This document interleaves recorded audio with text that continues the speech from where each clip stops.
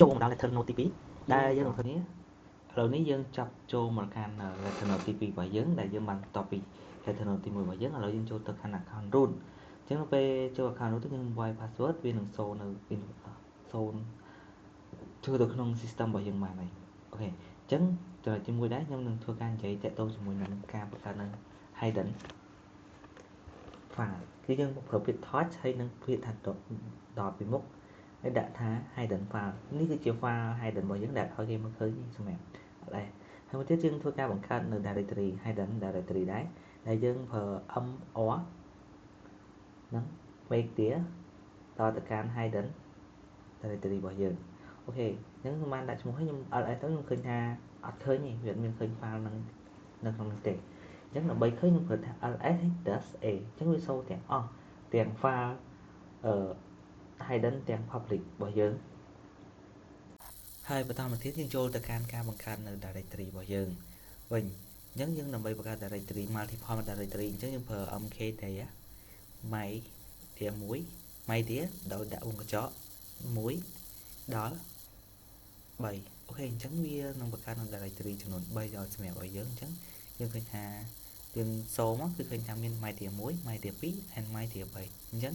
បន្តមកទៀតយើងចូលទៅកាន់ការប្រើប្រាស់នៅ vi editor view របស់យើងម្ដងអញ្ចឹងដើម្បីប្រើប្រាស់បានយើងចូលធ្វើការបង្កើត file មួយអញ្ចឹង vi text test.text អញ្ចឹងវាសូហើយអញ្ចឹងយើងសេអីមួយសិនមកយើងសេជា message មួយមកយើងសេដាក់ថា this is just a file test with vi editor អីចឹងទៅអញ្ចឹងដើម្បីធ្វើការ edit លើវាយើងអាចចុច i មុនសិនដើម្បីផ្សេងអញ្ចឹងនៅពេលដែលយើង save exit វាហើយ stop ហើយយើងអាចចង់ edit វិញយើងអាចប្រើ i ដើម្បី edit នៅពីខាងមុខឬមួយ a ដើម្បី edit នៅខាងក្រោយអញ្ចឹងទៅហើយយើងបើសិនជា save យើងអាចប្រើពាក្យថា w ថា save file ហ្នឹងយើងអាចប្រើ w កុយមិញហ្នឹងគឺ save ហើយនេះឥឡូវយើងចូលទៅកាន់តទៅជាមួយនឹងចំណុចជើងបន្តទៀតគឺតទៅជាមួយនឹងការ remove វិញម្ដងការ remove ខ្ញុំចង់ remove ម្ដងមួយអញ្ចឹងយើងប្រើ orm it.text remove file របស់យើងអូខេនៅពេលដែលយើង remove ទៅវាសួរថាចង់លុបមែនអញ្ចឹងឆ្លុប y ដើម្បី yes បើ no គឺ n ហើយមួយទៀតក្នុងការdelete នៅ directory របស់យើងគឺវាស្តៀងគ្នាគឺយើងប្រើ orm dash orm dash or ហើយដាក់ឈ្មោះ directory របស់យើងមកការលុប multiple directory ក៏បែបហ្នឹងដែរអ្នកនរគ្នាអត់មានអីខុសទេឥឡូវខ្ញុំលុបមួយសិនខ្ញុំសាកល្បងលុបគឺ yes អូខេឃើញថាការលុបរបស់យើងគឺជោគជ័យហើយបាត់នៅ my directory មួយហើយអូខេអញ្ចឹងក្នុងករណីដែលយើងចង់លុបម្ដងច្រើនគឺក៏អាចលុបបានដែរគឺយើងប្រើ command នៅ orm ដូចគ្នា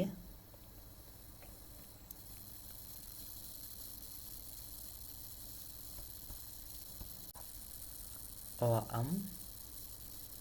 dir directory ដោយដាក់ថាអូខេនេះគឺខ្ញុំចង់លុបទៅមួយ empty directory បើសិនវាមាន empty directory ក្នុងហ្នឹងអញ្ចឹងយើងធ្វើការលុបបែបហ្នឹងគឺវានឹងលុបឲ្យយើងអូតូដោយស្វ័យប្រវត្តិតែម្ដងតែឥឡូវដោយសារតែខ្ញុំអត់មាន empty directory ហ្នឹងទេអ្នកនរអញ្ចឹង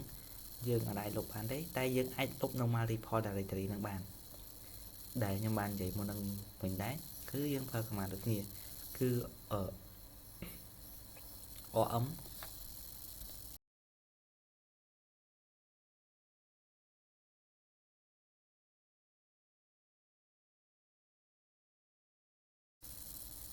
dir ដាក់ orm dash or my dir អូខេមួយដល់ណា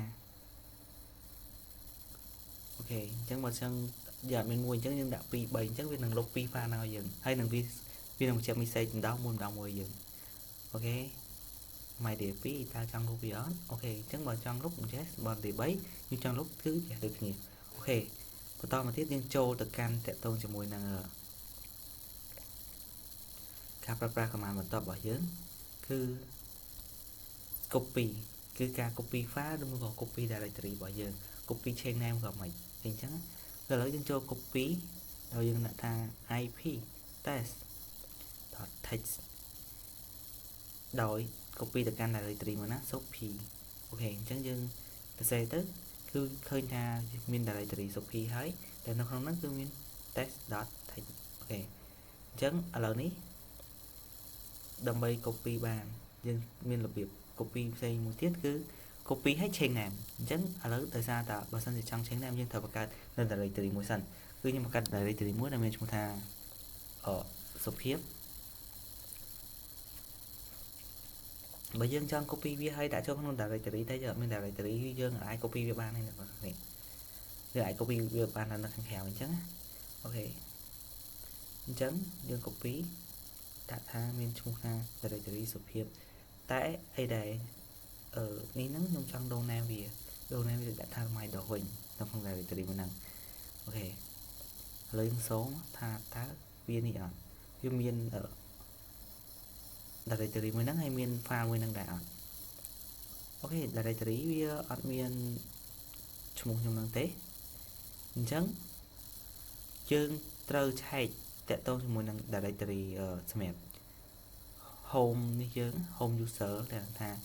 normal user របស់យើងអញ្ចឹងយើងត្រូវឆែកតាក់ទងជាមួយនឹងdirectory home របស់យើងថាតើវាមានឈ្មោះ directory អី username សម្រាប់ normal user របស់យើងអញ្ចឹងយើងប្រើ ls home អញ្ចឹងសូថា c សុភាពអញ្ចឹងយើងចង់ copy វាចូលក្នុងហ្នឹងអញ្ចឹងយើងត្រូវធ្វើម៉េចគឺយើងត្រូវប្រើប្រាស់ cp test អូខេ home / c សុភាពឥឡូវយើងឃើញថាការ copy របស់យើងគឺទទួលបានជោគជ័យហើយអញ្ចឹងយើងដើម្បី copy យើងដូរឈ្មោះអញ្ចឹងយើងប្រើពាក្យls ឥឡូវយើងសូសិន ls home សុភាពតើវាមាន file ហ្នឹងអត់ឃើញថាវាមានហើយអូខេអញ្ចឹងយើងធ្វើការfile ថ្មីមួយដើម្បីដាក់ចូលទៅក្នុងហ្នឹងដល់អត់ចង់ឲ្យពាក់ព័ន្ធនឹង file ចាស់ហើយអញ្ចឹងយើងប្រើ touch move file.txt ឥឡូវយើង move ហើយយើង copy ចូលទៅក្នុង directory មួយហ្នឹងអូខេអូទៅសេខអូខេ move file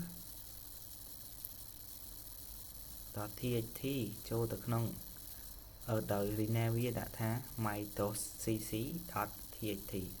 ឡូវយើងមើលសិនថាតើមានអត់អូខេ ls មកឃើញថាសូមានទាំង my.txt ហ្នឹងមកហើយអូខេហើយបន្តមកទៀតដែរគឺយើងចូលទៅកាន់ soft link and hard link អូខេតើ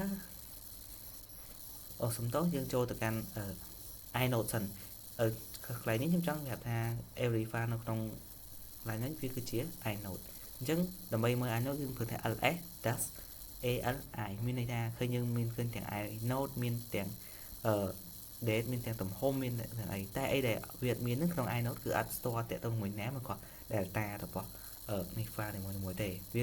every file មែនតែអត់ store name និង file ទេអូខេឥឡូវបន្តមកទៀតយើងចូលទៅកាន់តាក់ទងជាមួយនឹងការ copy hard នេះម្ដង hard link របស់យើងម្ដងអូខេអញ្ចឹងយើងដាក់ឈ្មោះមក ln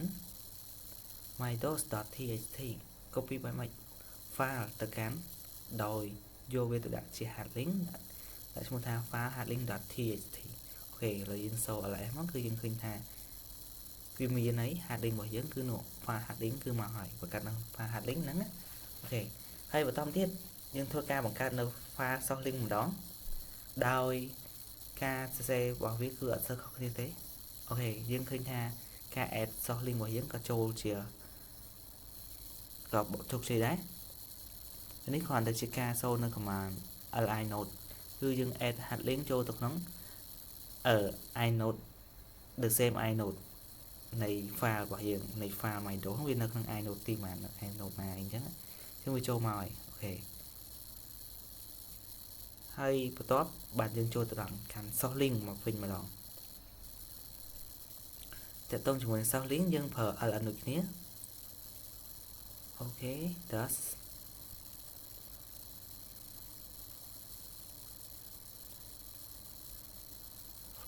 soft dot ទៅកាន់ txt អូខេ ls អូខេយើងឃើញថា file source link របស់យើងក៏ជោគជ័យដែរអូខេអញ្ចឹងយើងបន្តទៀតយើងធ្វើការ check នៅ inode របស់យើងម្ដងអូខេឃើញថាវាជោគជ័យហើយអញ្ចឹងអរគុណសម្រាប់ការតាមដានទស្សនានៃវីដេអូរបស់ខ្ញុំមកដល់ទីបញ្ចប់ចាំជួបគ្នានៅវីដេអូទី3